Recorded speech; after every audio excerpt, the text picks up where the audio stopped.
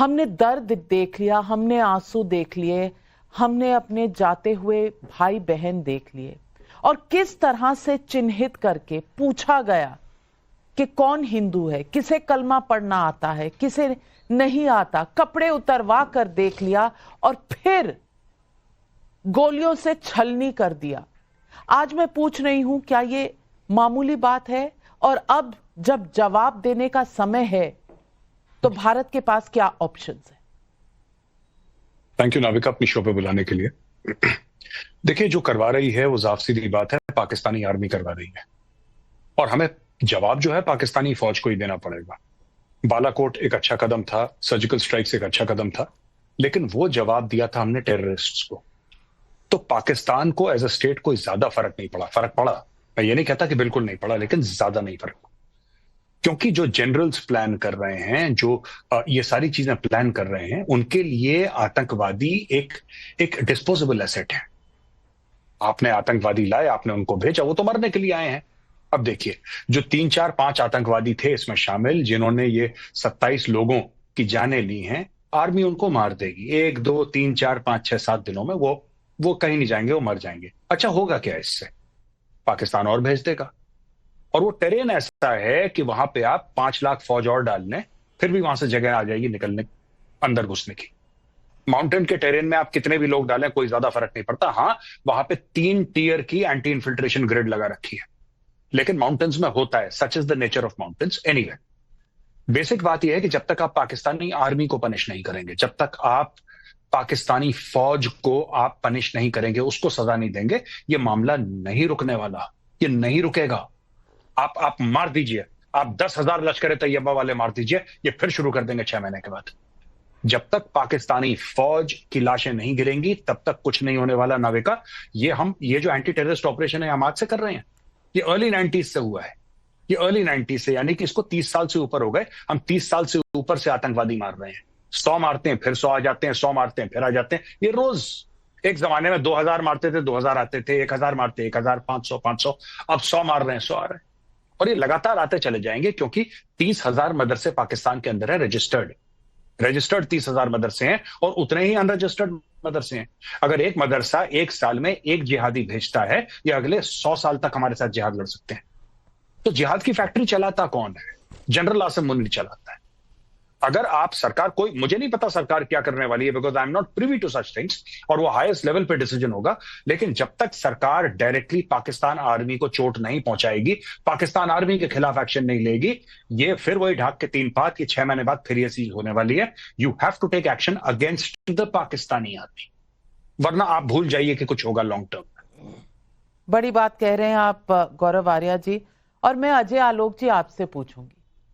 बहुत सीधी तरीके से आज गौरव आर्या जी ने समझाया है कि हम ये करते रहेंगे, सर्जिकल स्ट्राइक होंगे, हम उनके लॉन्च पैड्स खत्म करेंगे, आज खत्म करेंगे, 2 महीने में और ऐसे लॉन्च पैड्स जहां से टेरर एक्सपोर्ट होगा वो आता रहेगा। हमारा ट्रेड बढ़ रहा है, हमारे यहाँ पाकिस्तानी एक्टर आके फिल्में बनाते हैं, फिल्में रिलीज करने की बात करते हैं, अमन का तमाशा यहां आए दिन होता रहता है। मैं पूछना चाहती हूं आपसे अजय आलोक जी, कब तक और क्यों हम अपने बीएसएफ जवानों की परेड करवाते हैं वहां वाघा बॉर्डर पर? क्यों हमें वहां खड़े होकर सुनना है जीवे जीवे पाकिस्तान?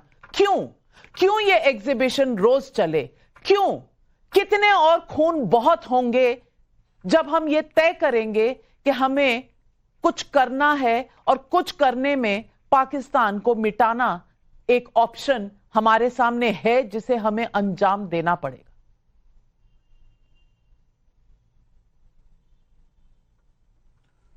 नविका जी, कुछ चीजें ऐसी होती हैं जिससे भूकंपीय परिवर्तन होते हैं, जो टेक्टोनिक शिफ्ट हम कहते हैं। तो निश्चित तौर पे कल की जो घटना हुई है उसमें बहुत चीजों पे सरकार विचार कर रही है, चाहे वो डिप्लोमेटिक लेवल पे हो, चाहे वो मिलिट्री लेवल पे हो, चाहे इकोनॉमिक लेवल पे हो, चाहे इवन ह्यूमैनिटेरियन लेवल पे हो, चाहे इंडस नदी का पानी बंद करना हो, चाहे डिप्लोमेटिक कनेक्शंस खत्म करने हो, मिलिट्री एक्शन कितना लेना है, कंट्रोल मिलिट्री एक्शन लेना है, फुल स्केल मिलिट्री एक्शन लेना है। बात मैं भी सहमत हूं मेजर साहब से कि लॉन्च पैड्स हम कितने उड़ाएंगे, ये फिर बनाएंगे, वो तो जिहाद फैक्ट्री है, इसमें कोई डाउट नहीं है। ये पूरे देश को पता है, पूरे दुनिया को पता है। बगल में अफगानिस्तान की भी इससे भी वही हालत हो रही है। पाकिस्तान कोई आज स्टेबल मुल्क नहीं है। ये तो एक कांस्टेंट है, दूसरा पड़ोसी हम बदल नहीं सकते हैं। न्यूक्लियर वेपन का इस्तेमाल हम कर नहीं सकते हैं कि उसको नक्शे से वाइप ऑफ कर दें। तो हम कितने कंट्रोल वे में जा सकते हैं, कितने हद तक जा सकते हैं, ये तो खैर एक हाईएस्ट लेवल पे डिसीजन होगा।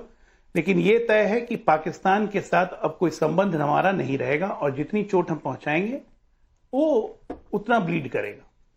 मेरी चिंता यहां पाकिस्तान से नहीं है, मेरी चिंता यहां पाकिस्तान से, वो तो रजिस्टर्ड एनिमी है हमारा, वो करते रहेगा, हमको उसको जवाब देना है, हम उसे मारते रहेंगे। कुछ दिन ठीक रहेगा। देखिए 2019 के बाद, एयर स्ट्राइक के बाद आज 2025, 6 साल बाद हुआ ऐसी घटना। अब उनको जितनी जोर से चोट पहुंचाएंगे उसके बाद कितने दिन तक शांत रहते हैं, इंटरनेशनल रिपरकशन क्या होता है। मेरी ज्यादा चिंता अपने घर के लोगों से लेके होती है। देखिए इसको टेररिस्ट स्ट्राइक मत कहिए आप, ये टेररिस्ट स्ट्राइक है ही नहीं, ये बिल्कुल एथनिक क्लिंजिंग करने की कोशिश की गई है, जो मुर्शिदाबाद में की गई थी और वही आज यहां पे की गई है। और उसको सपोर्ट करने के लिए कांग्रेस के दामाद साहब जो खुलेआम आ जाके उन्होंने कहा कि चूंकि माइनॉरिटी को यहां पर सप्रेस किया जाता है, मुसलमानों को नमाज नहीं पढ़ने दिया जाता है छतों पे या रोड पे निकल के, तो कहीं ना कहीं लग रहा है कि हिंदुत्व की लहर में मुसलमान दब रहा है, इसलिए उनको गुस्सा चढ़ा, इसलिए आके उन्होंने आइडेंटिफाई किया और हिंदू समझ के मार दिए। एक्सप्लेनेशन देखिए इनका। रॉबर्ट वाड्रा को दिमाग इतना कम है, मुझे पता लगता है पूरा खानदान पे राहुल गांधी इफेक्ट है। वर्ल्ड में एक जगह बताइए, जहां पे एक जगह बता दीजिए जहां माइनॉरिटी को ऑप्रेस किया गया तो वो मेजॉरिटी को मारने लगते हैं। कोई ऐसी जगह है वर्ल्ड में? अरे यहां तो इतिहास है कि जहां माइनॉरिटी रही है, मुस्लिम रही है, वहां पे माइनॉरिटी खत्म हो गया। जहां क्रिश्चियन रहे, माइनॉरिटी रही है, वहां पे माइनॉरिटी खत्म हो गया। अकेला हिंदुस्तान में माइनॉरिटी फ्लरिश कर रहा है। और ये लॉजिक जितने की माइनॉरिटी को क्रश किया जा रहा है। और माइनॉरिटी नहीं है यहां पे, जैन नहीं है, बुद्ध नहीं है, सिख नहीं है। उनको किसने क्रश किया? सिख को भी तो क्रश किया कांग्रेस पार्टी नहीं। रॉबर्ट वाड्रा को यह नहीं पता है फोर्स स्टेरिलाइजेशन मुसलमानों का किसने किया था? संजय गांधी ने किया। भागलपुर राइट्स का ऑर्डर किसने दिया? राजीव गांधी ने दिया था या नहीं? अरे ये रेडिकल इस्लामिस्ट को बढ़ावा देने में सबसे बड़ा हाथ अगर किसी का है तो सोनिया गांधी का है। जब से वो पावर में आई हैं तब से रेडिकल इस्लामिस्ट मूवमेंट इस कंट्री में बढ़ते चला गया। डेटा निकाल के देख लीजिए। और ऐसे ऐसे लोग कवर फायर देते हैं।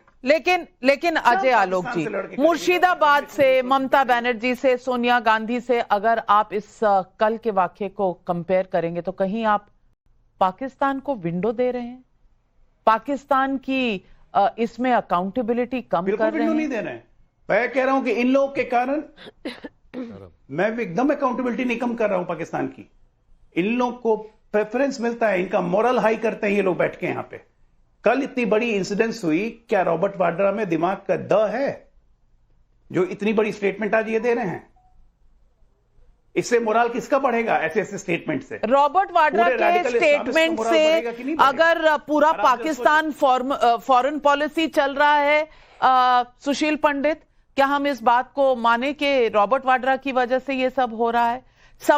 सवाल ये है कि एक्शन का टाइम है। सवाल ये है कि कैसा एक्शन और कब तक ये जो बार बार पाकिस्तान की स्टेटेड फॉरेन पॉलिसी है, ब्लीड थ्रू 1000 कट्स, यानी हमारे जिस्म पर इस तरह के 1000 कांटे लगा दो कि खून रिस कर निकल के हमें मार देगा, ये कब तक हम बर्दाश्त करेंगे? धन्यवाद नाविका जी, मुझे अवसर देने के लिए इस शो में। देखिए, इस देश ने लगातार 3 जनादेश दिए हैं एक सशक्त सरकार, एक सशक्त प्रधानमंत्री को। रॉबर्ट वाड्रा एक साइड शो है, वो उसे छोड़ दीजिए, उसका ना बहाना बना सकते हैं हम, उस पर थोड़ा एतराज कर सकते हैं, लेकिन वो छोड़ दीजिए, वो एक फ्रीक शो है। हमारा जो ध्येय है, हमारा जो ऑब्जेक्टिव है, देश को लेकर, कश्मीर को लेकर, जिहाद को लेकर, अर्थव्यवस्था को लेकर, विदेश नीति को लेकर, अपनी सामाजिक समरसता को लेकर, उसको वाड्रा जैसा कोई तिनका डगमगा जाए, ये गले नहीं उतरती बात। जो बातें साफ साफ समझने मानने वाली हैं वो ये हैं। नंबर 1, कश्मीर में जिहाद की जो क्षमता है अपने बूते कभी भी कहीं भी किसी को भी किसी भी तरह निशाने पर ले लेने की, वो इंटैक्ट है। इस सदमे ने, इस दुर्घटना ने हमें ये याद दिलाया है कि जिहाद गाहे बगाहे अपनी उपस्थिति दर्ज कराता है, हमें बताता है कि वो मौजूद है और उसमें वो ताकत और क्षमता है कि वो कहीं जाकर किसी निर्दोष को हत्थे चढ़ा दे, निशाने पर ले ले, नुकसान पहुंचाए, इस देश को आहत करे।